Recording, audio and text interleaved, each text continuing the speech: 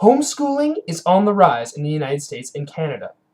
In the United States, the number of children of some amount of homeschooling has increased from 1.7% in 1999 to 2.9% in 2007. This represents a 74% increase in 8 years. In Canada, the exact statistics are not exactly known, but estimates put the total number of homeschooled children at around 1.2% from 0.4% in 1997.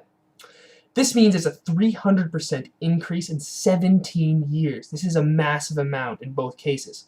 And when asked in 2011, 91% of parents were concerned about the environment of their public schools, and 44% had a desire to provide a non-traditional approach to child education. Now, keeping these reasons in mind, today I'd like to discuss with you all the topic of homeschooling in terms of purely academic performance. In today's society, homeschooling often has a negative connotation attached towards it. Many people do not respect the decision of the parent to have their child homeschooled, and this I personally believe stems from more ignorance rather than any malicious intent. And this ignorance is why I'm here today, as hopefully I can open your eyes and even change some of your preconceived notions about homeschooling. In other words, I believe structured homeschooling may offer opportunities for academic performance beyond those typically experienced in a public school setting. Today we will group homeschooling into two categories: unstructured education and structured education. To provide a quick definition for both, we consider structured education to have set educational goals for their children and include structured lessons in the form of purchased or self-made curricula. Unstructured, however, we will define as education gained through the natural consequences of a child's day-to-day activities, basically having no structured lesson plans involved. Now, in terms of percentages, it's estimated only 10% of homeschooled children receive unstructured education. Obviously, both styles have disadvantages and advantages and have different educational experiences. However, we are interested in academic performance strictly. Research was found using 45-minute achievement tests based on the Woodcock-Johnson test of achievement.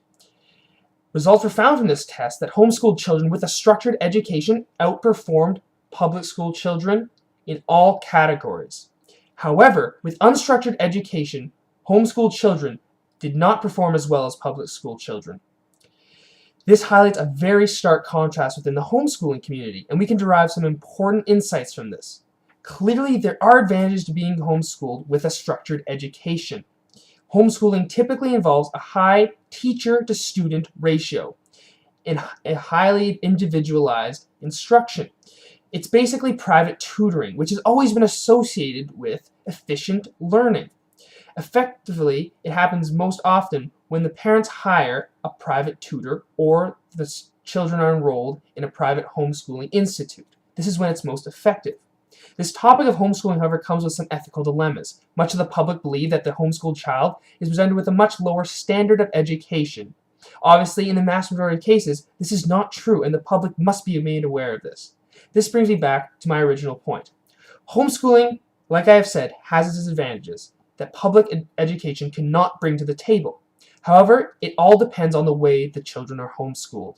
This is the most important factor whether deciding children performance. There are other factors that are important when deciding student success, but it is clear that homeschooling in most situations is a viable educational option.